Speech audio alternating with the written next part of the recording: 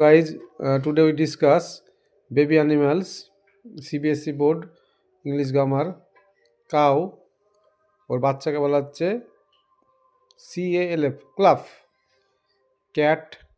ক্যাটের বাচ্চাকে বলা হচ্ছে কিটেন, হেন মানে মুরগি, মুরগির বাচ্চাকে বলা হচ্ছে চিক্স, শিপ মানে ভেড়া, ভেড়ার বাচ্চাকে বলা হচ্ছে ল্যাম, LAMB, ল্যাম, হর্স মানে ঘোড়া, ঘোড়ার বাচ্চাকে বলা হচ্ছে ফোল, FOAL, ফোল, ছাগল, গোট, ছাগলের বাচ্চাকে বলা হচ্ছে KID, কিড। তো আবার বলছি পুনরায়, কাউ এর বাচ্চাকে ক্লাফ, ক্যাট এর বাচ্চাকে